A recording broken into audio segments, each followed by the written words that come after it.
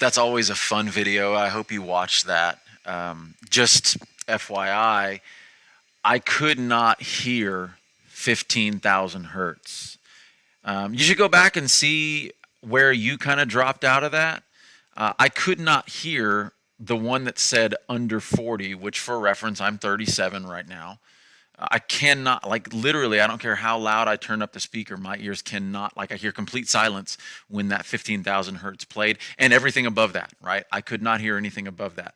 You probably could hear a few frequencies above that because your ears are younger, but in general, we say that the human hearing range is between 20 to 20,000 hertz. And again, that 20,000, many of you have, probably most of you, if not all of you, have begun to lose that. You probably couldn't hear the 20,000. Little kids can hear that, little kids. But even as early as 6 years old, you start to lose some of that hearing frequency. And it happens faster if you listen to loud music a lot, if you go to loud concerts or you're exposed to loud sounds. So protect your hearing if you have loud sounds like machinery or anything like that, because you don't want to be deaf when you get old. So this is an interesting chart that I wanted to show you with hearing ranges of different elephants. Oh, this is what I just said. Older people and teens who listen to loud music tend to lose high and low parts of their hearing. Different animals, different elephants, different animals here. I want you to look at this chart.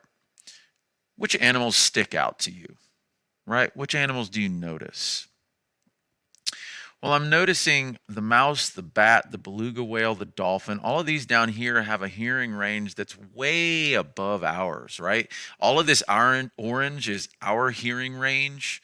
Of course, my hearing range is like in here. No, I guess mine would cut off about here-ish, something like that. But these animals can hear at ranges that are way higher than ours. So you know about a dog whistle. Dog whistles humans cannot hear. Dog whistles have frequencies up here that are outside of our range. Dogs can certainly hear them and they respond to them. Same with mice, bats. Bats use echolocation, remember, and often those sounds are up in this range where we can't hear, but they can. Beluga whales and dolphins, they live in the water. And in case you didn't know, when you go below not very far, if you go below a certain depth, there is no light, which means they can't communicate visually. Right? They have to use sound to communicate. They have to use sound to move around. They do echolocation as well. And so that would benefit them to have this high range of hearing. Elephants, you see this low range. They can actually sense vibrations through the ground with their feet, right? And those are categorized as sound waves as well. It's just not sound moving through air. They actually can communicate over very long distances by stomping their feet on the ground. And those are the frequencies that you're hearing. Just for reference, if you play music, if you play the flute, a flute's range is anywhere from 247 hertz to 2792 hertz, right? And then you need to know these two terms, the word ultrasonic and infrasonic. Ultrasonic just means sounds greater than 20,000 hertz. Infrasonic just means sounds greater than less than 20 hertz. In other words, those are sounds that are outside of our hearing range. Ultra means higher or above. Infra means below or under. So these are terms that are human-centric, right?